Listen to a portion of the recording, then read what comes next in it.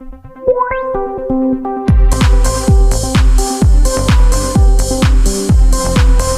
guys, COUY here, and welcome to the final Disney month in COUY Reviews. I would like to address this before this episode starts.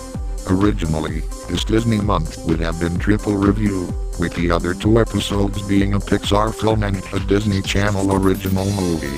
I decided to cancel my review on the Pixar film due to some circumstances with my phone, and my lack of passion to review that Pixar film. Plus I got to watch and make my scorecard on Minions: The Rise of Gru for my DeviantArt. That review I'm scrapping is Cars 2, which I already talked about in my Pixar ranking, so if you want to hear my takes on it, that ranking is where you go. Now, onto the Disney month review I'm actually doing, which is my favorite film from Walt Disney Animation Studios, Wreck-It Ralph. Let me tell you something. When this movie was coming out, I was dreading it cause I thought this told video game characters like Dr. Eggman and Dogster. I didn't know what a third-party cameo is at the time. Once I watched the film a year later, it blew my freaking mind. It didn't just remind me why I was a huge gamer in the first half of the 2010s, but it reminded me how good cinema is. This is the movie that changed my life. Wanna know why? You're gonna hear why. So this movie is about the main antagonist of an arcade game called Fix-It Felix Jr., who was treated like crap for 30 years, since 1982, and he starts game jumping for a medal. Then he game jumps again to escape from cybugs, and he has to save the third game from one guy that deleted somebody's code, and those same cybugs who broke and entered. See, this film has something that many other animated features don't do.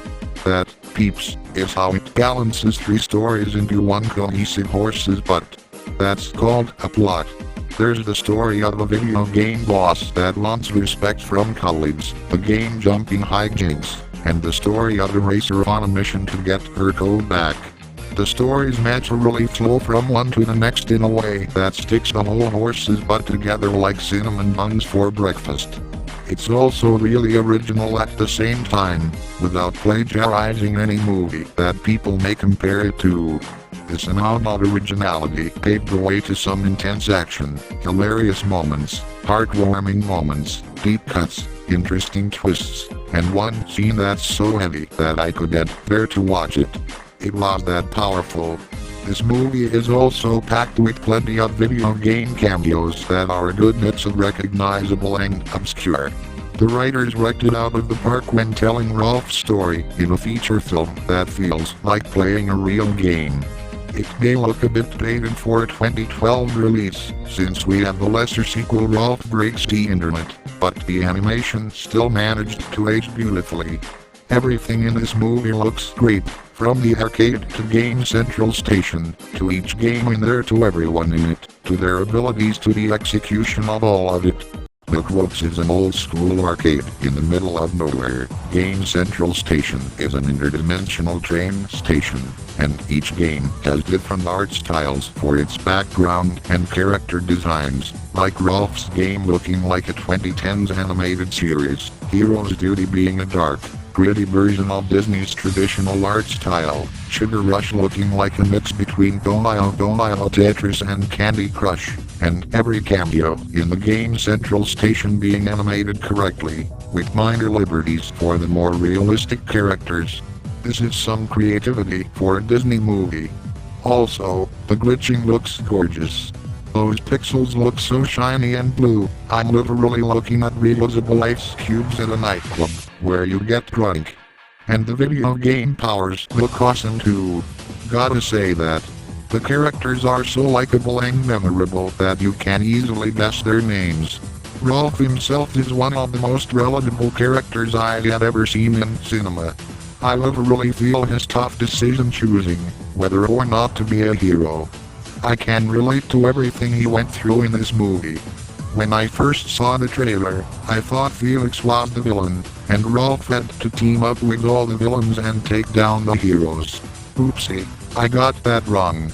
The fix-it guy is actually a nice dude who respects Rolf and wants what's best for him, like a younger brother figure. I also thought Vanellope spoke Japanese when I caught my first glance at her at the Walmart, but nope, she spoke English, voiced by Sarah Silverman. She is one of, if not, the funniest Disney sidekick of all time. Her Bart Simpson level of comedy is delightful. As for Calhoun, she is a badass sergeant with sass and the most tragic backstory for her. What did one of her soldiers say again? Oh, and King Candy.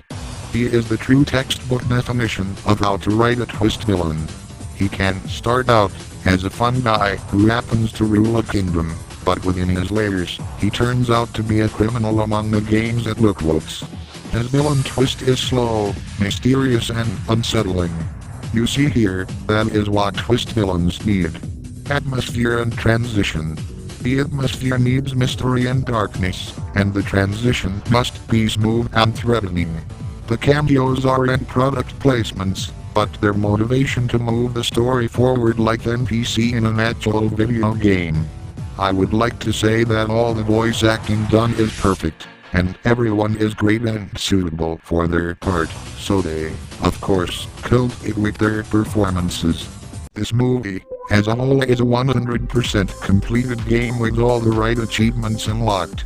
It's a masterpiece of cinema that came out of nowhere and changed the game for movies in general. There are a lot of films that surprise me when they come out, but this one is like an unlocked memory of being afraid to watch something that will end up creating a spark of a new interest. There is no such thing as a bad time to be watching this gem of a movie. Like literally, anyone can see this, whether they're a gamer, a Disney fan, an animation enthusiast, a film buff, a casual viewer, the list is endless. Wreck-It Ralph is the greatest movie from Disney Animation, the greatest movie of 2012 and one of the greatest animated features ever created. It's just that good. It's a no-brainer for Ralph to get a 10 out of 10 with a heart badge as another medal to his collection. Stay tuned for a nasty smack talk about my least favorite Disney movie, and it's not even animated. This is COUY signing out.